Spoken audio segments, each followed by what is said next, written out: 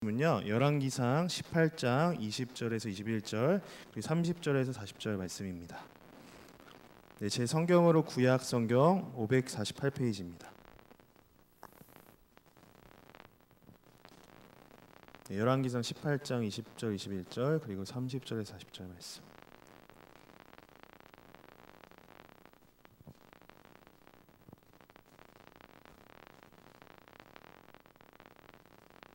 네, 교독하시고 마지막 절을 합독하도록 하시겠습니다. 아합이 이에 이스라엘의 모든 자손에게로 사람을 보내 선지자들을 갈멜산으로 모으니라.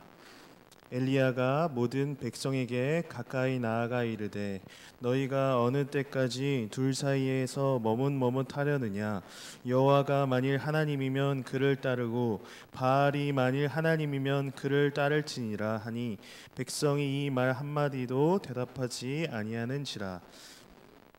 엘리야가 모든 백성을 향하여 이르되 내게로 가까이 오라. 백성이 다 그에게 가까이 가매 그가 무너진 여호와의 제단을 수축하되 야곱의 아들들의 지파의 수요를 따라 엘리야가 돌 12개를 취하니 이 야곱은 옛적에 여호와의 말씀이 임하여 이르시기를 내 이름을 이스라엘이라 하리라 하신 자더라. 그가 여호와의 이름을 의지하여 그 돌로 제단을 쌓고 제단을 돌아가며 곡식 종자 두세 알을 둘 만한 도랑을 만들고 또 나무를 버리고 송아지의 각을 떠서 나무 위에 놓고 이르되 통 넷에 물을 채우다가 번제물과 나무 위에 부으라 하고 또 이르되 다시 그리하라 하여 다시 그리하니 또 이르되 세 번째로 그리하라 하여 세 번째로 그리하니 물이 제단으로 두루 흐르고 도랑에도 물이 가득 찼더라. 저녁 소재 드릴 때에 이르러 선지자 엘리야가 나아가서 말하되 아브라함과 이삭과 이스라엘의 하나님 여호와여 주께서 이스라엘 중에서 하나님이신 것과 내가 주의 종인 것과 내가 주의 말씀대로 이 모든 일을 행하는 것을 오늘 알게 하옵소서. 여호와여 내게 응답하옵소서. 내게 응답하옵소서. 이 백성에게 주 여호와는 하나님이신 것과 주는 그들의 마음을 돌이키심을 알게 하옵소서 하매 이에 여호와의 불이 내려서 번제물과 나무와 돌과 흙을 태우고 또 도랑에 물을 핥는지라. 모든 백성이 보고 엎드려 말하되 여호와 그는 하나님이시로다. 여호와 그는 하나님이시로다 하니 40절 같이 읽겠습니다. 엘리야가 그들에게 이르되 바알의 선지자를 잡되 그들 중 하나도 도망하지 못하게 하라 하매 곧 잡은지라. 엘리야가 그들을 기손 시내로 내려가다 거기서 죽이니라. 아멘. 네, 저는 오늘 갈멜산의 부흥이라는 제목을 가지고 함께 말씀을 나누기를 원합니다. 네, 부흥에 대한 일반적인 생각들은 이런 것 같은데요. 우리 교회가 부흥해야 한다라고 이렇게 보통 이야기를 하면은 숫자적인 부흥을 이야기를 많이 하는 것 같습니다. 또한 그뿐만 아니라 영적인 부흥이라는 의미도 있는 것 같아요. 또한 부흥하면은 부흥에 관한 찬양도 있고 떠오르는 생각들이 뭔가 뜨거움, 불 이런 것들이 생각나는 것이 부흥에 대한 일반적인 생각인 것 같습니다. 부흥에 대해서 처음 정의를 내린 사람들은요 청교도들이었는데요. 그들은 어떤 표현을 썼냐면요 급하고 강한 부흥이다라는 말을 남겼습니다. 그래서 청교도의 굉장히 유명한 사람인 조나단 에드워즈는 부흥이란 성령의 흘러 들어옴이다, 성령의 부으심이다 라는 의미로 사용하였습니다. 그리고 성경 말씀에 나타난 부흥은요 하나님의 언약의 복을 회복하는 것이 바로 부흥이라고 이렇게 얘기하고 있습니다. 새롭게 되고 갱신되고 회복되는 것이, 변화하는 것이 바로 부흥이라는 것입니다. 그래서 시편 85편 6절 말씀 이렇게 얘기하고 있습니다. 우리를 다시 살리사 주의 백성으로 주를 기뻐하게 아니하시겠나이까. 여기서 다시 살리사라는 단어가 부흥이라는 그런 단어입니다. 호세아 6장 2절에 이렇게 얘기하고 있습니다. 여호와께서 이틀 후에 우리를 살리시며 제3일에 우리를 일으키시리니 우리가 그 앞에서 살리라. 바로 이렇게 성령의 기름 부으심, 영적으로 새롭게 되는 것, 영적인 각성이 일어나는 것이 부흥이라는 것입니다. 우리 영혼이 하나님 앞에서 새로워지는 것이 부흥입니다. 그런데 우리 오늘 살펴볼 우리가 본문에 나타나는 것이 부흥인데요. 이러한 부흥을 살펴보면서 또 은혜 받으시는 시간 되시기를 바랍니다. 먼저 당시의 상황은요, 엘리야가 하나님의 말씀을 받아서 수년간 이제 비가 내리지 않겠다고 하는 그런 상황이었습니다. 당시 이스라엘은 북이스라엘과 남유다로 나누어져 있었습니다. 북이스라엘의 왕은 아합이라는 왕이었는데요. 그런데 이 왕은 다른 왕들보다 문제가 좀 많았던 왕이었습니다. 아내를 얻었는데 잘 아시다시피 이세벨이라는 아내였는데요. 바알을 섬기는 동네 출신의 아내와 결혼하였습니다. 그래서 온 이스라엘이 바알을 섬기도록 한 왕이 바로 아합이었던 것입니다. 이전에 있었던 모든 왕들보다 하나님의 마음을 아프게 한 왕이 바로 바알이었습니다. 이스라엘이 바알을 섬겼던 이유는요, 하나님만을 섬겨야 했던 이스라엘이 다른 신을 계속해서 섬기고 있었습니다. 이렇게 다른 신을 섬기는 것은 나름의 이유가 있었는데요. 바알이라는 신은 남성 신으로 땅의 생산력과 가축의 그런 번식력을 주관한다고 믿었습니다. 그래서 이스라엘이 가나안 땅을 정복하기 전에 가나안 사람들은 바알 신을 믿고 있었습니다. 이스라엘 백성들은 하나님의 말씀에 불순종하여 가나안 사람들을 쫓아내지 않았고요. 그래서 처음부터 바알 신의 영향을 많이 받았습니다. 그래서 가나안에서 처음 농사를 짓는 이스라엘에게 비를 준다는 것은, 또한 땅의 생산력과 가축의 번식력을 주관한다는 것은 굉장히 매력적이었을 것입니다. 또한 유대교는 하나님의 율법을 굉장히 엄격하게 지켜야 하는 종교였습니다. 그것과 달리 바알의 종교는요, 신에게 제사를 드리면서 육체의 쾌락을 주는 그러한 종교였습니다. 종교 의식을 할 때 쾌락을 경험하게 하는 거죠. 이러한 쾌락 때문에 이스라엘 백성들은 하나님을 온전히 섬기지 못했던 것입니다. 오히려 이 시대에는 바알 종교가 대세를 이루었고요, 여호와를 섬기던 사람들이 죽임을 당하던 시대였던 것입니다. 그래서 오늘 이러한 상황 가운데 본문은 이렇게 엘리야의 도전으로 시작하고 있습니다. 저희 21절 24절 함께 읽어보도록 하겠습니다. 엘리야가 모든 백성에게 가까이 나아가 이르되 너희가 어느 때까지 둘 사이에서 머뭇머뭇하려느냐. 여호와가 만일 하나님이면 그를 따르고 바알이 만일 하나님이면 그를 따를지니라 하니 백성이 말 한마디도 대답하지 아니하는지라. 24절 너희는 너희 신의 이름을 부르라. 나는 여호와의 이름을 부르리니 이에 불로 응답하는 신 그가 하나님이니라. 백성이 다 대답하되 그 말이 옳도다 하니라. 엘리야는 지금 이스라엘 백성의 모임 가운데 이렇게 얘기하고 있습니다. 너네 언제까지 바알과 하나님 사이에서 머뭇머뭇거리려냐. 하나만 선택하라.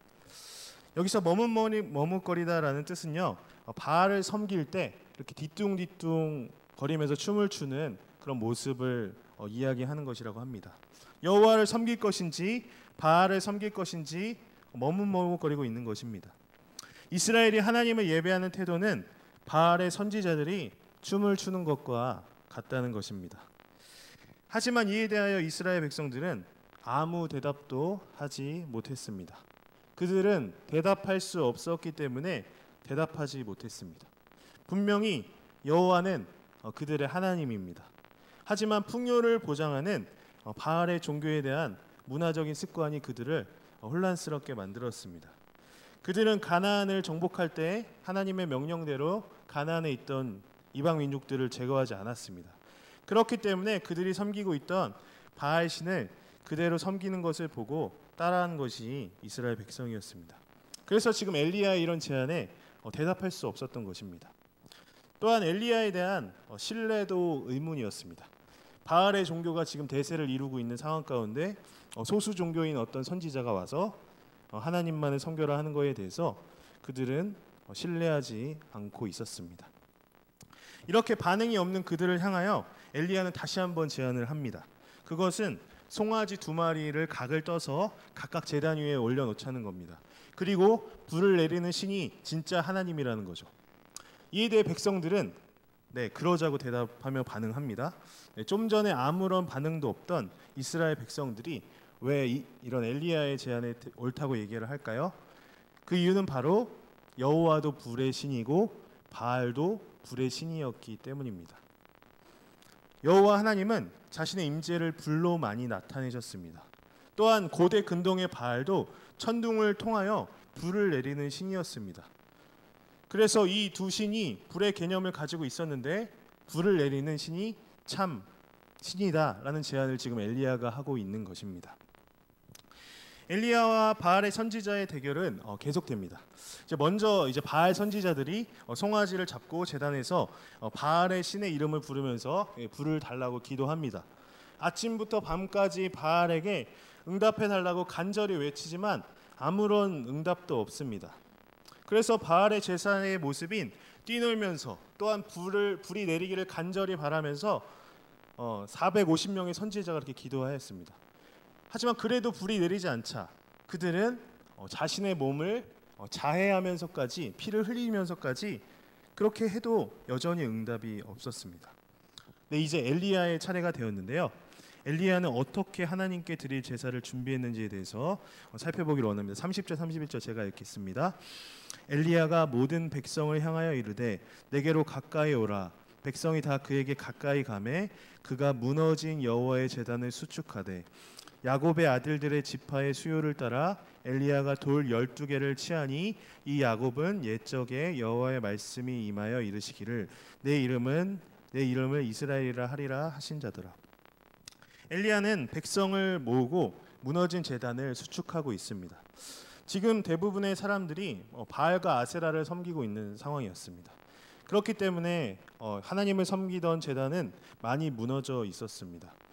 하나님의 제단이 바알과 아세라의 제단으로 바뀐 것입니다. 이런 상황 가운데 엘리야는 다시 한번 하나님의 제단을 쌓고 있습니다. 그리고 상징적인 의미로 12개의 돌을 치하여서 이스라엘이 누구인지를 알려주고 있습니다. 야곱이 하나님을 만나고 야곱의 이름을 이스라엘로 바꾸어 주셨습니다. 하나님으로 시작된 이스라엘에게 다시 한번 생각나게 하고 있는 것입니다. 너희들이 지금 바알과 아세라를 섬기고 있지만 너희들의 시작은 하나님이었어 라고 말하는 것입니다. 그리고 이제 희한한 행동을 하는데요. 통 넷에 물을 채워다가 번제의 물과 나무 위에 부으라고 이렇게 이야기합니다. 그리고 그 행동을 3번 반복하죠. 결국 물이 지금 제단에 흐르고 있고요. 도랑에도 물이 가득 차게 됩니다. 저는 이러한 엘리야의 행동이 사실 잘 이해가 되지 않습니다. 또한 지금 상황적인 배경을 보면 더욱더 이해하기가 어렵습니다. 수년간 이슬도 내리지 않아서 가뭄으로 물이 마르고 먹을 것이 없어서 백성들이 지금 죽어가는 상황이었습니다. 그런데 엘리야는 이러한 가뭄 가운데 온 제단의 물을 3번이나 뿌리면서 제단을 잠기게 하고 있는 것입니다. 엘리야가 이렇게 행동했던 이유는요. 먼저 바알과 아세라를 이스라엘 백성들이 왜 섬겼는지를 생각해 보면 이해할 수 있습니다. 그들은 농사를 짓고 있었고요. 그들에게 절대적으로 필요한 것은 바로 물이었습니다. 바알과 아세라는 농사의 풍요와 물을 약속하는 신이었습니다. 그렇기 때문에 그들이 조상의 하나님과 바알을 함께 섬겼던 것입니다. 지금도 그렇지만 고대 이스라엘에게는 물은 정말로 생명과 같은 것이었습니다. 이스라엘은 광야도 많고요. 물이 굉장히 귀합니다. 그리고 우기 때 잠깐 내리는 물로 1년을 버티는 나라입니다. 이스라엘 백성에게 이 생명과 같은 물을 엘리야가 제단에 다 뿌려버리고 그 제단을 잠길 정도로 붓고 있는 것입니다. 이 물 때문에 바알을 섬겼던 이스라엘의 생명과 같은 것을 하나님의 제단에 붓고 있는 것입니다. 우리 안에 있는 우상과도 같은 것을 주님의 제단 아래 붓고 있는 것이라고 보시면 됩니다. 또 다른 이유를 생각해 보시면요. 지금 제단에 물이 붓는 것을 가지고 누가 참 하나님이냐라는 대결을 하고 있는데요. 엘리야가 물을 부었을 때 제단에 물이 넘치는 상황 가운데서 불이 붙기란 거의 불가능한 일입니다. 바알의 선지자들의 모습만을 봐도 알 수 있습니다. 그냥 하늘에서 불이 떨어져서 제단에 불이 붙는 것도 어렵습니다. 하지만 물이 넘치는 상황 가운데 불이 붙는다는 것은 그것은 기적인 것입니다. 이러한 극적인 상황을 만드는 것은 엘리야가 하나님의 하나님 되심을 드러내기 위해서 하고 있는 것입니다. 불가능해 보이는 일을 하나님께서는 하신다라는 것을 드러내는 것이죠. 그리고 만약에 제단에 물을 붓지 않았다면 이스라엘 백성들은 또 어떤 자연적인 형상으로 불이 붙었을 거라고 핑계댈 수도 있기 때문입니다. 이렇게 제단을 준비하고 엘리야는 간절하게 하나님께서 응답하시기를 기도합니다. 여호와가 하나님이신 것을 알게 하옵소서, 그들의 마음이 돌이키게 하옵소서라고 간절히 기도합니다. 여러분, 여기에서 돌이키다라는 이 단어가 부응하다라는 단어인 것입니다. 방향을 돌이키는 것. 부응이란 하나님의 하나님 되심을 알고 세상을 향하던 것에서 하나님으로 향하는 것이 바로 회심이고 부응인 것입니다. 지금 엘리야는 이스라엘이 우상 숭배로 얼룩져 있는 상황 가운데 부응을 사모하고 있습니다. 그리고 정말 하나님 앞에 간절한 마음으로 하나님께 기도를 드리고 있는 것입니다. 이렇게 간절한 엘리야의 기도에 어떤 결과가 일어났을까요? 굉장히 긴장되는 순간이 아닐 수 없습니다. 하늘에서 불이 떨어지지 않으면 엘리야가 했던 모든 말이 거짓말이 되고요, 이스라엘 백성도 우상을 섬기는 일에서 돌이키지 않을 것입니다. 저희 38절 40절 함께 읽어보도록 하겠습니다. 이에 여호와의 불이 내려서 번제물과 나무와 돌과 흙을 태우고 또 도랑의 물을 핥는지라. 모든 백성이 보고 엎드려 말하되 여호와 그는 하나님이시로다, 여호와 그는 하나님이시로다 하니 엘리야가 그들에게 이르되 바알의 선지자를 잡되 그들 중 하나도 도망하지 못하게 하라 하매 곧 잡은지라. 엘리야가 그들을 기손 시내로 내려다가 거기서 죽이니라. 38절에 여호와의 불이 내리고 나무와 돌과 흙을 태우며 그 다음에 도랑의 물을 핥고 있습니다. 여호와께서는 자신만이 유일한 하나님이시며 그것을 불로써 나타내고 계신 것입니다. 이 장면은 굉장히 단순하고 급작스러운데요, 이것은 의도된 효과입니다. 이전의 모든 상황은 여호와께서 실제로 응답하실 것인지에 대한 굉장히 긴장감이 있었던 상황이었습니다. 하지만 엘리야는 하나님께서 응답하실 것을 확신하였고요, 조금도 의심하지 않았습니다. 그래서 단순하고 급작스럽게 불이 제단에 떨어졌다고 표현하고 있는 것입니다. 불이 떨어지자 백성들이 이렇게 고백합니다. 여호와는 하나님이시다, 여호와는 하나님이시다. 그들이 새롭게 깨달은 것에 대해서 고백하고 있습니다. 자신들이 이제 누구를 섬겨야 할지 진심으로 깨닫게 된 것입니다. 누가 하나님이신지를 진짜 알게 된 것입니다. 엘리야는 곧바로 그들에게 바알의 선지자를 모두 잡으라는 명령을 합니다. 이스라엘 백성들은 450명이나 되는 바알의 선지자를 잡기 시작합니다. 그리고 갈멜 산이었기 때문에요, 산에서 그 밑에 기손 시내까지 그 바알 선지자들을 끌고 내려가는 모습을 볼 수 있습니다. 한때 바알 선지자를 통하여 바알에게 예배를 드렸을 그들이 이제 그들을 죽이기 위해 산에서 골짜기로 끌고 내려가는 것입니다. 그래서 엘리야는 칼을 가지고 바알 선지자들을 차례차례 죽이고요, 이스라엘을 우상 숭배로 어지럽게 하고 죄로 어지럽게 했던 그들의 죄를 청산하였습니다. 그리고 다시는 이런 일이 일어나지 않도록 죄의 고리를 끊어버리는 것으로 오늘 본문은 마무리됩니다. 말씀을 정리하면서 우리의 삶에 어떻게 적용해 볼 수 있을지 생각해 보았으면 좋겠습니다. 이제 성경학교와 수련회가 이제 한 주, 2주 앞으로 다가왔는데요. 저희가 엘리야의 시대를 살펴보았지만 오늘날도 엘리야의 시대와 다를 것이 없는 시대에 사실 살아가고 있습니다. 우리 아이들이 교회에 나오지만요, 세상에서 섬기라고 하는 것들이 정말 많습니다. 연예인, 스마트폰, 게임 등 뭐 적절하게 사용하면 또 괜찮을 수 있지만 과도하게 사실 즐기고 있는 모습들이 너무나도 많이 볼 수 있습니다. 또 스마트폰이 보급화되면서 이제 초등학교 2, 3학년만 되면 모두가 가지고 있기 때문에 사줘야 되는 그런 분위기라고 합니다. 이것도 잘 사용하면 좋은 도구가 되지만 잘못 사용하면 좋지 않은 영향을 많이 미칩니다. 조금만 더 크면 성인이 되면 세상의 유흥적인 문화가 즐비하고 그것을 누리라고 하는 것이 지금 살아가고 있는 세상인 것입니다. 또한 인생의 목적이 성공해야 된다, 또 공부 잘해서 좋은 대학 가야 등 좋은 대학 가야 한다라고 하면서 그것만 하면 되는 줄 알고 살아가는 경우가 많습니다. 물론 성공하면 좋고 또 공부 열심히 해야 합니다. 하지만 그저 내가 잘 되기 위해, 내가 성공하기 위해 살아간다면 그것은 우상 숭배와 다를 바가 없다는 것입니다. 어느새 나의 삶의 목적이 되어버린다면 그것은 우상이 되는 것입니다. 이러한 이스라엘 백성에게 엘리야는 도전하였습니다. 우리도 성경학교와 수련회를 통하여 아이들에게 도전이 되는 시간이 되었으면 좋겠습니다. 그저 재미있고 즐거운 성경학교 수련회로 끝나는 것이 아니라 하나님께서 나의 아버지라는 것, 또한 나는 하나님의 자녀라는 것, 하나님의 백성이라는 것이 깨달아지는 여름 사역이 되었으면 좋겠습니다. 그래서 내 삶에서 정말 하나님께로 돌아가는 여름 사역이 되기를 원합니다. 우리 아이들이 또한 저와 여러분들이 두 주인을 섬기고 있다는 것을, 내가 하나님도 섬기지만 다른 것도 섬기고 있었다는 것이 드러나서 회개하며 온전히 하나님만을 섬기는 시간 되기를 바랍니다. 또한 엘리야는 제단을 쌓았고요. 그곳에 하나님의 제단에 불이 떨어졌습니다. 저희 교회의 여름 사역이 하나님의 불이 떨어지는 역사가 되기를 바랍니다.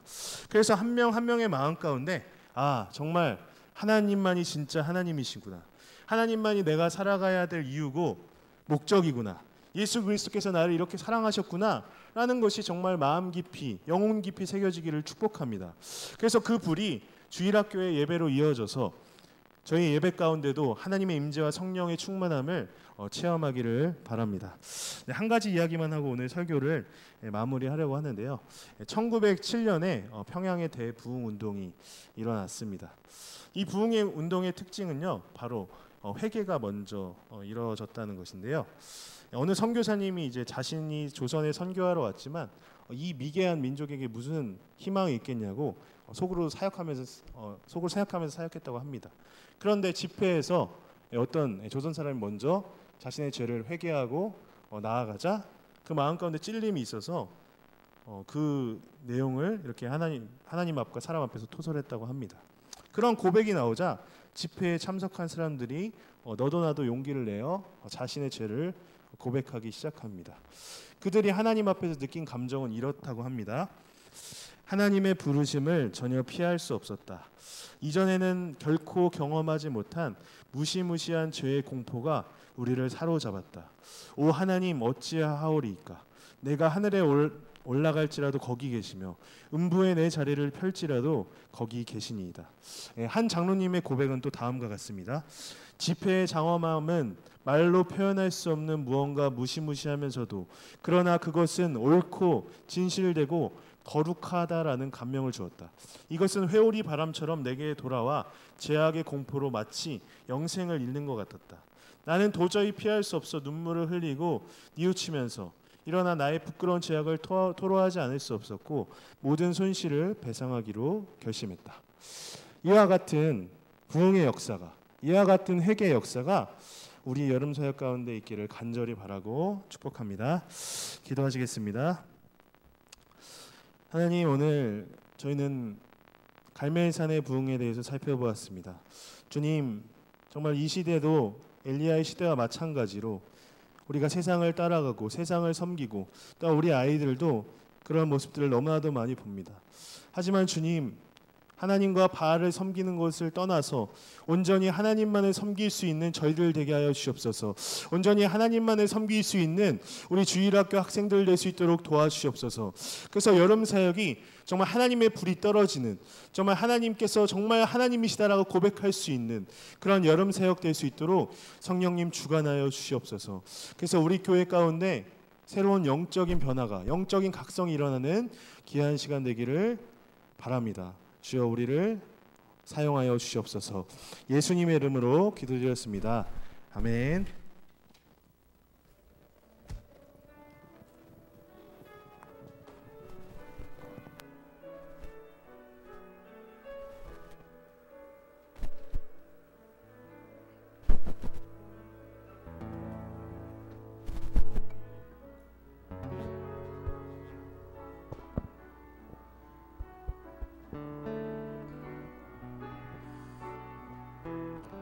주신 말씀 생각하면서 우리 찬양하시겠습니다. 이 땅의 황무함을 보소서. 이 땅의 황무함을 보소서. 하늘의 하나님 긍휼을 베푸시 되시는 주여 우리의 죄악 용서하소서 이 땅 고쳐주소서